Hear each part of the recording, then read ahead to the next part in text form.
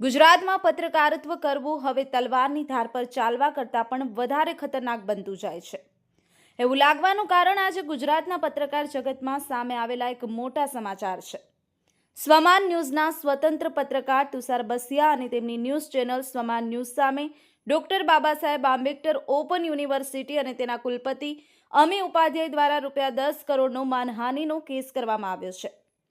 મહત્વની વાત એ છે કે પત્રકાર તુષાર બસિયાએ કોઈ વ્યક્તિગત આક્ષેપ નહીં, પરંતુ કેટલાક દસ્તાવેજોના આધારે સવાલો ઉઠાવ્યા હતા.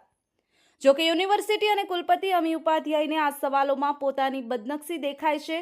તુષાર બસિયાએ ડોક્ટર બાબા સાહેબ આંબેડકર ઓપન યુનિવર્સિટીમાં વર્તમાન કુલપતિ અમી ઉપાધ્યાયની પ્રોફેસર તરીકેની નિયુક્તિમાં થયેલી ગેરરીતિઓ અંગે સવાલ ઉઠાવ્યા હતા. આ સમગ્ર મુદ્દો ઉજાગર કરતા પહેલા તુષાર બસિયાએ નૈતિક પત્રકારત્વનું પાલન કરતા કુલપતિ અમી ઉપાધ્યાયનો પક્ષ જાણવા માટે ટેલિફોનિક ચર્ચા કરી અને સમય પણ માંગ્યો હતો. તેમના જણાવ્યા મુજબ તેઓ જાતે યુનિવર્સિટી મળવા પણ ગયા હતા, પરંતુ અમી ઉપાધ્યાય મળ્યા ન હતા અને પોતાનો પક્ષ રજૂ કરવાને બદલે બહાના બતાવી એક પત્રકારનો સામનો કરવાનું ટાળ્યું હતું. આ ઉપરાંત તુષાર બસિયાએ પ્રોફેસર પસંદગી સમિતિમાં ગુજરાતના મહામહિમ રાજ્યપાલના પ્રતિનિધિ રહેલા ડોક્ટર જયદીપસિંહ ડોડિયાનું પણ ટેલિફોનિક ઇન્ટરવ્યૂ કરી અને સમગ્ર મામલાની ઊંડાણપૂર્વક તપાસ કરી હતી. ઇન્ટરવ્યૂ દરમિયાન ડોક્ટર જયદીપસિંહ ડોડિયા સ્વયં સ્વીકાર્યું હતું કે આ ઇન્ટરવ્યૂમાં સૌરાષ્ટ્ર યુનિવર્સિટીના અંગ્રેજી વિભાગના હેડ પ્રોફેસર કમલ મહેતા હાજર હતા. જ્યારે તુષાર બસિયા પણ સતત એ જ કહી રહ્યા હતા કે કમલેશ મહેતા નહીં, પરંતુ કમલ મહેતા હાજર હતા અને અહીંથી જ આખો મુદ્દો વિવાદ અને સવાલોના ઘેરામાં આવી જાય છે. હવે સવાલ એ થાય છે કે શું આમાં ક્યાંક પત્રકાર તુષાર બસિયાએ એક વ્યક્તિગત દ્વેષ રાખી અને માનહાનિ થાય એવી કોઈ વાત કરી છે?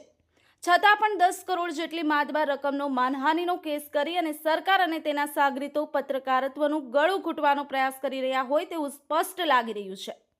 શું સરકાર પાસે એવો કોઈ અધિકાર નથી કે જો અમી ઉપાધ્યાયની પ્રોફેસર તરીકેની નિયુક્તિની તપાસ કરી શકે? ખુદ અમી ઉપાધ્યાય અથવા ડોક્ટર બાબા સાહેબ આંબેડકર ઓપન યુનિવર્સિટીના કુલસચિવ doctor Ajaysinh Jadeja press conference કરી અને નિયુક્તિ પ્રક્રિયા વિશેની હકીકતો જાહેર કેમ નથી કરતા? મહત્વની વાત એ પણ છે કે ગત વર્ષે યુનિવર્સિટીના તમામ કર્મચારીઓને એક પત્ર ઈમેલ દ્વારા મોકલવામાં આવ્યો હતો, જે પત્ર તુષાર બસિયાએ પોતાની ચેનલ સ્વમાન ન્યૂઝ પર પ્રકાશિત કર્યો હતો. તો શું એ સત્ય બતાવવું પણ માનહાનિ બને છે? તુષાર બસિયાએ પોતાના દરેક દાવા સાથે પુરાવા પણ સ્ક્રીન પર રજૂ કર્યા છે. છતાં પણ યુનિવર્સિટીને આમાં માનહાનિ દેખાય છે અને પત્રકાર પર દાવો કરવામાં આવ્યો છે. આ કારણે હવે પત્રકારો અને સામાન્ય લોકો એવું માની રહ્યા છે કે આ માનહાનિનો કેસ ફક્ત અને ફક્ત તુષાર બસિયાનો અવાજ બંધ કરાવવા માટે કરવામાં આવ્યો છે. સોશિયલ મીડિયા પર તુષાર બસિયાનું વ્યાપક સમર્થન જોવા મળી રહ્યું છે. લોકો કહી રહ્યા છે કે સતત સરકારની આંખમાં ખટકતા પત્રકારને ફિટ કરી અને ચૂપ કરાવવાનો પ્રયાસ થઈ રહ્યો છે. પરંતુ તુષાર બસિયાનું પત્રકારત્વ ઓળખતા લોકો કહે છે કે તુષાર બસિયા એમ સહેલાઈથી ઝૂકનાર નથી અને સોશિયલ મીડિયા પર દેખાતું સમર્થન જોઈને એવું પણ લાગી રહ્યું છે કે તેમના લાખો દર્શકો અને ચાહકો તેમને ઝુકાવા દેશે પણ નહીં. જો તમને વેરીફાઈડ ન્યૂઝ ગીર સોમનાથનો આ વિડીયો પસંદ આવ્યો હોય તો અમારી ચેનલને લાઇક, શેર અને સબસ્ક્રાઇબ કરવાનું ભૂલશો નહીં. આવા જ સત્ય અને નિર્ભીક સમાચાર માટે જોતા રહો વેરીફાઈડ ન્યૂઝ ગીર સોમનાથ.